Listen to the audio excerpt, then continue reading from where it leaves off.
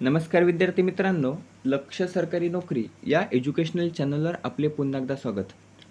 मित्रांनो, आज आपण काही महत्त्वाचे चालू घडामोडीचे प्रश्न या ठिकाणी कव्हर करून घेणार आहोत, जे कोणत्याही परीक्षेची आपण तयारी करत असाल बघा, तर प्रत्येक परीक्षेसाठी ते उपयुक्त असणार आहेत.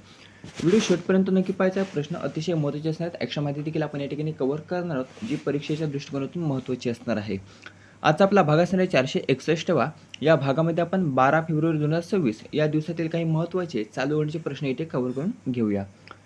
व्हिडिओला सुरुवात करण्याअगोदर काल आपण एक प्रश्न ठेवला होता, जो त्याचं उत्तर तुम्हाला द्यायचं होतं. प्रश्न असा होता,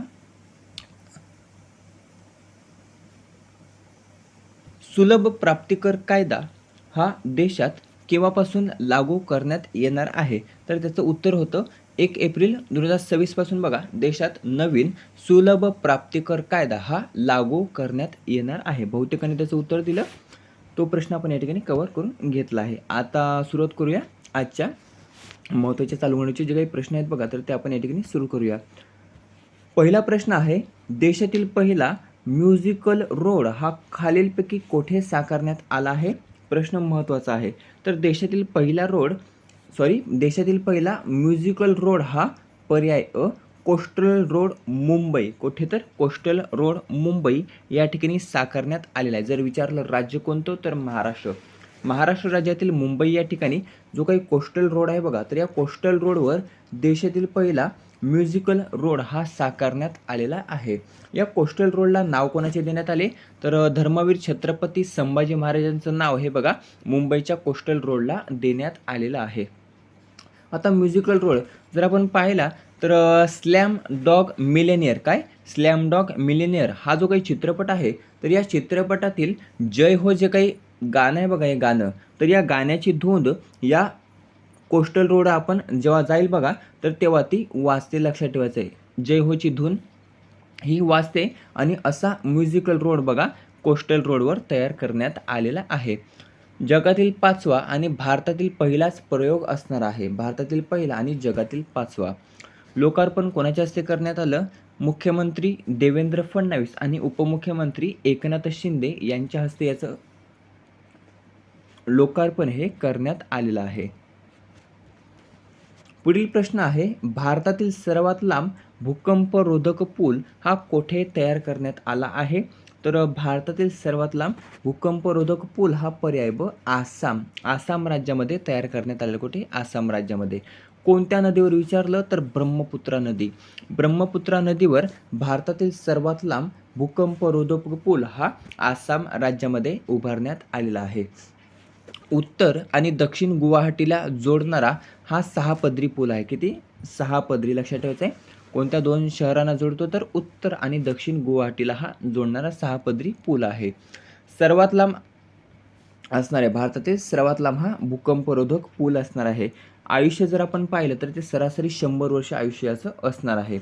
आसामचा हा प्रदेश भूकंप झोन 6 मध्ये येतो. आसामचा हा प्रदेश भूकंप झोन 6 मध्ये येतो.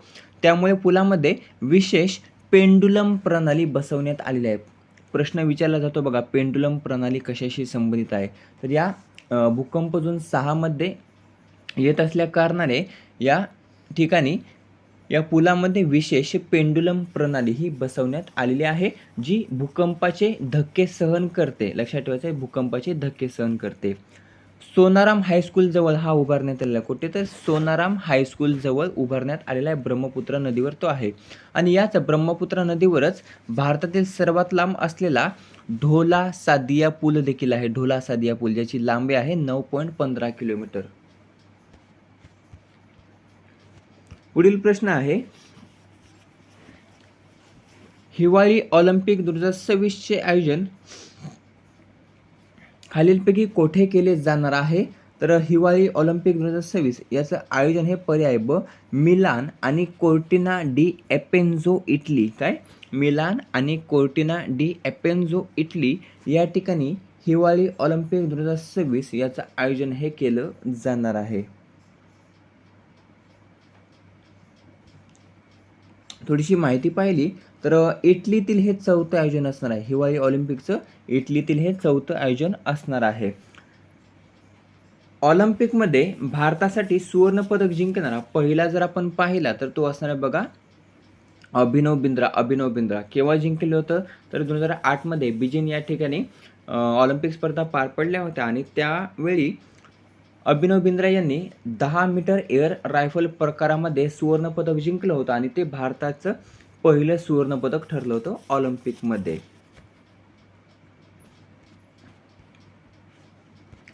पुढील प्रश्न आहे बायोफॅच 2026 मध्ये कंट्री ऑफ द इयर म्हणून कोणास सन्मानित करण्यात आले तर बायोफॅच 2026 मध्ये कंट्री ऑफ द इयर म्हणून आपल्या भारतास आपल्या भारतास बघा सन्मानित करण्यात आलेले आहे. महत्त्वाचा प्रश्न विचारला जाऊ शकतो.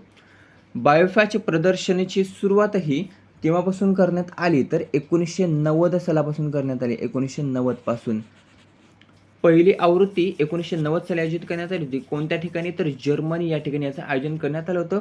भारत यामध्ये सहभागी केव्हा झाला 2010 मध्ये भारत या ठिकाणी सहभागी झाला होता. भारताकडून नेतृत्व हे कोणाद्वारे केलं जातं APEDA काय APEDA भारताकडून नेतृत्व जर पूर्ण रूप पाहिलं तर ते असं आहे बघा agriculture and process food products export development authority काय agriculture and process food products export development authority असं याचं पूर्ण रूप आहे. पुढील प्रश्न आहे 5वा सरकारी कार्यक्रम आणि शाळांमध्ये राष्ट्रगीता अगोदर कोणते गीत अनिवार्य करण्यात आलेले आहे. प्रश्न हा देखील महत्त्वाचा आहे. तर नुकतंच सरकारी कार्यक्रम आणि शाळांमध्ये राष्ट्रगीता अगोदर पर्याय ड भारताचे राष्ट्रीय गीत काय भारताचे राष्ट्रीय गीत वंदे मातरम हे आता अनिवार्य केलेले आहे. तसे गृह मंत्रालयाने आदेश काढलेले आहेत की प्रत्येक शाळेमध्ये ज्या काही शाळा आहेत आणि सरकारी कार्यक्रम आहेत बघा तर त्या कार्यक्रमामध्ये आणि शाळांमध्ये राष्ट्रगीता अगोदर आता भारताचे राष्ट्रीय गीत हे अनिवार्य करण्यात आलेले आहे. प्रश्न महत्त्वाचा आहे. भारताचे राष्ट्रगीत आणि राष्ट्रीय गीत दोन्ही वेगवेगळे आहे. भारताचं राष्ट्रगीत आहे जन गण मन आणि भारताचे राष्ट्रीय गीत आहे वंदे मातरम. दोन्ही फरक लक्षात ठेवायचा आहे. जन गण मन हे भारताचे राष्ट्रगीत रवींद्रनाथ टागोर यांनी लिहिलेले आहे. वंदे मातरम हे भारताचे राष्ट्रीय गीत कोणी लिहिलेले आहे उत्तर कमेंट करून सांगायचं आहे. यावर जवळपास भरपूर प्रश्न पडलेला आहे भारताचे राष्ट्रगीत आणि राष्ट्रीय गीत.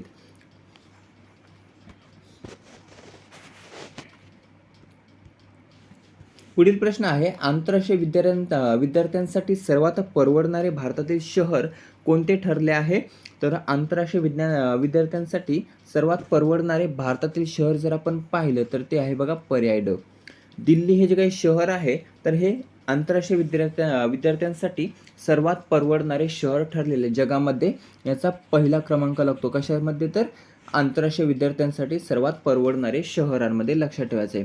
यामध्ये मुंबईचा क्रमांक कितवा लागतो मुंबईचा क्रमांक लागतो 11वा आणि बंगळुरूचा क्रमांक लागतो यामध्ये 15वा.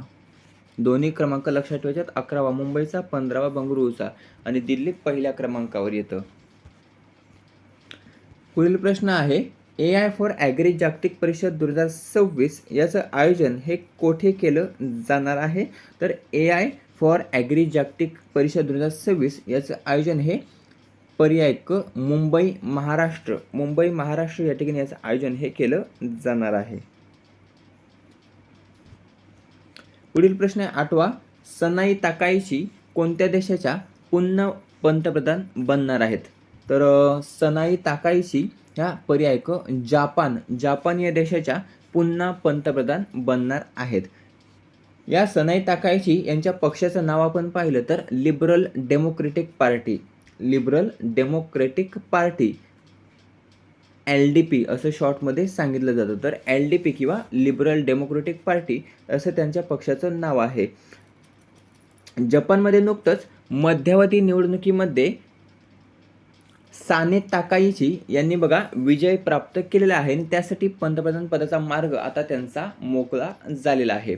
एकूण जागा किती जागांसाठी मध्यावधी निवडणूक पार पडली तर 465 जागांसाठी मध्यावधी निवडणूक पार पडली आणि त्यामध्ये जवळपास सर्वाधिक जागा 316 ह्या LDP म्हणजेच लिबरल डेमोक्रेटिक पार्टी या पक्षाने जिंकल्या आणि त्या कारणाने बघा सनाई ताकाची या पुन्हा एकदा पंतप्रधान बनण्याचा जो काही मार्ग होता बघा तर तो आता त्यांचा मोकळा झालेला आहे. 18 फेब्रुवारी 2026 रोजी बघा, विशेष संसदीय अधिवेशनामध्ये अधिकृत पंतप्रधान म्हणून सनाई ताकाईची यांची निवड ही करण्यात येणार आहे. जपान संविधान नियम काय सांगतो, तर निवडणुकीमध्ये 30 दिवसांमध्ये पंतप्रधान निवड हे बंधनकारक आहे, असं जपान संविधान नियम सांगतो. आता राहिला 9वा प्रश्न, ज्याचं उत्तर आपल्याला कमेंट करून सांगायचं आहे. कोणत्या वर्षापर्यंत भारत कुपोषणमुक्त करण्याचं उद्दिष्ट केंद्र सरकारने ठेवलेलं आहे, याचं उत्तर आपल्याला कमेंट करून सांगायचं आहे. मित्रांनो, अशा प्रकारे महत्त्वाचे 8 चालू घडामोडीचे प्रश्न या ठिकाणी आपण कव्हर केलेले, जे येणाऱ्या भरतीसाठी उपयुक्त असणार आहेत. व्हिडिओ कसा वाटला कमेंट करून नक्की सांगायचं आहे. व्हिडिओ आवडला असेल तर मित्रांसोबत जास्तीत जास्त शेअर करायचा आहे. भेटूया पुढील भागामध्ये. धन्यवाद.